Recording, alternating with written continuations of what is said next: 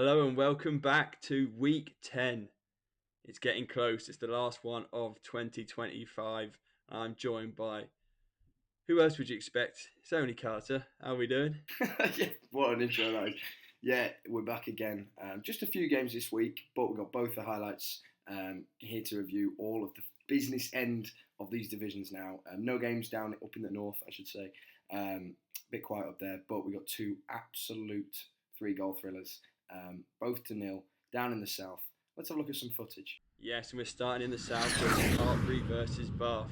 I mean, no longer the unbeatable Hartbury, but still a very tough team. And there we go, straight away.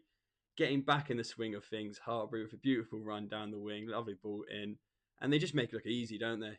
Yeah, they really do. Underneath the floodlights on a Wednesday afternoon, it's not exactly where you'd like to be.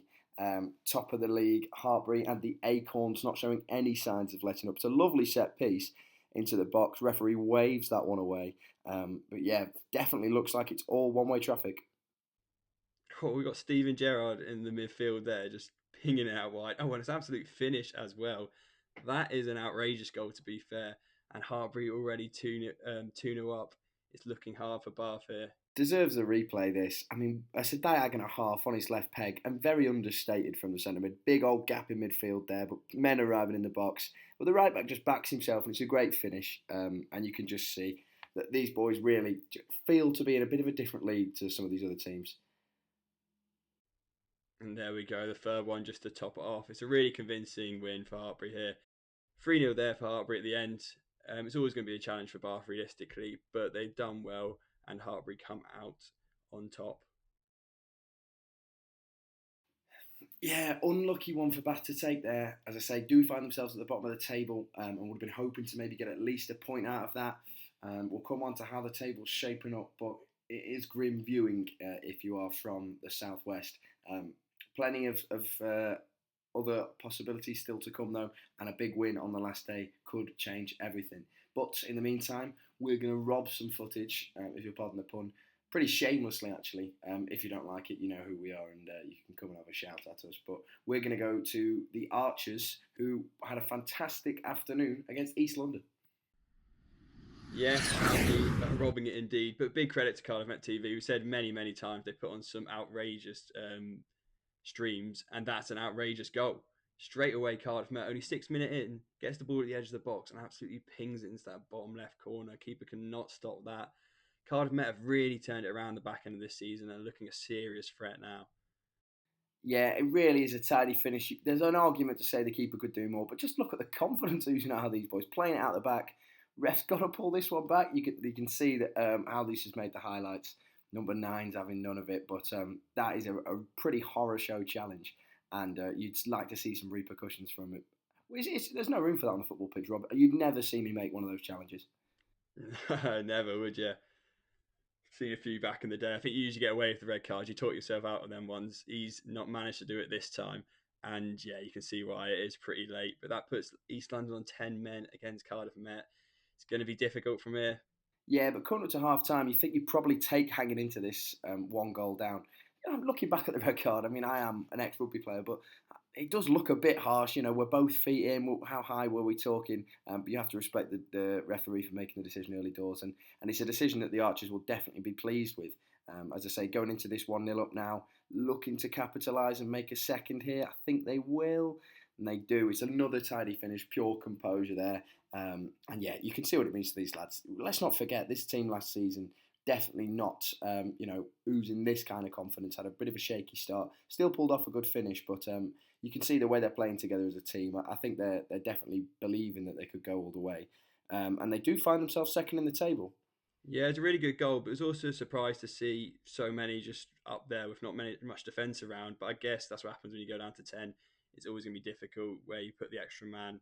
And Cardiff Met just, making the most of it, pinging the ball around well and scoring another goal. They're looking really good. They're going to be a serious threat pushing into, still pushing for a top of the league spot, but definitely going to be a big threat coming into the cup for sure.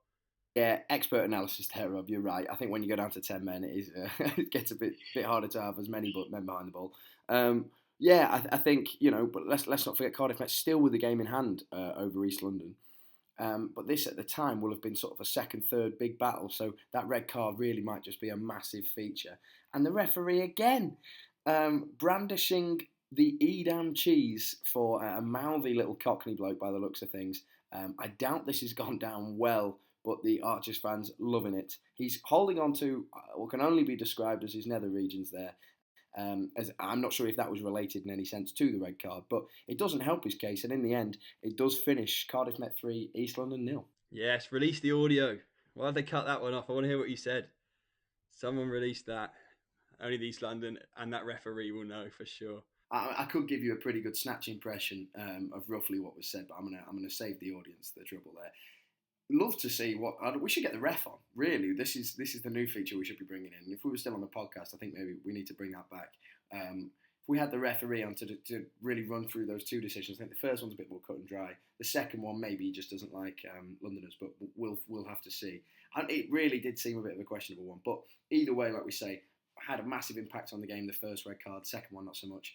Puts the table, if we pull it up now, looking pretty cut and dry from where I'm sat, Rob. East London, yeah, it's looking pretty. East London looking pretty safe there in the middle. That's probably where they're ending up. Cardiff Met have got those 2 games to go. They've got a game against Hartpury. I think they have at least. They could do it. They really could. It's going to be a challenge. We've just seen Hartpury show them exactly what they can do. Another 3-0 win, another convincing win. But it's going to be tense if they can get. I think we can confirm now whether that game is first or if it's after if it's their last game or not. Okay, yeah. So having looked at the scores and the upcoming fixtures, which me and Rob were obviously fully briefed on, we have just found that it just gets tastier and tastier in this division. Bath's final game coming in against Hartpury after Hartpury have faced their hot in pursuit Cardiff Met. So it may not be as cut and dry as we initially thought. Cardiff Met will be believing a massively convincing 3-0 performance there with some massive goals that were all sort of teamwork, not just the long throw-ins that we've come to expect from some of the teams in the division. Massive goals and a massive team performance. You'll be going on to the league leaders thinking we could nick this. And Bath will be fighting for their lives in that last game. So while you'd like to think top beats bottom, if you have, I'd say you've not been in the world of university sports for long enough. Because these boys will have a right night out if they can just nick a point against them, and it could be the upset that is needed. So we'll have to see how this all pans out. Nobody is dead and buried yet. Lots still to play for, but it's going to be a big few weeks. Yeah, super exciting that, isn't it? Now we've seen that. Yeah, Cardiff Met's got the home fixture as well against Hartpury. Everything's done beyond the fact that they're 6 points behind. Has been done in their favour now for them to have a shot at this if they want to do it. Bath, like you say, fighting for it. It's going to be super tense, but then Cardiff Met have to then play East London, so we know there's a lot to happen and plenty of stuff to happen in the new year. We'll have a little look at the Northern Prem table for old time's sake, because let's not forget what's going on there as well. I mean, still super tense as well. Nottingham in a similar position, top of the league at 6 points. Sterling got their game against Nottingham. That's going to be huge. That's going to be selling out. That's going to be 2 red cards is the standard now. We're expecting to see many more in that one. And then, yeah, fight at the bottom. Like Loughborough can't go down, but then Newcastle can't go down. So someone's got to go. So that's going to be super tense as well. So plenty of stuff for these last few games in January. And we will be here for sure reporting on them for you. 100%. 'Tis the season for miracles. So, go home, write your Christmas list, chuck a little miracle at the bottom, and we'll have to see what happens. But yeah, both divisions looking tasty, and we could be losing some big hitters here.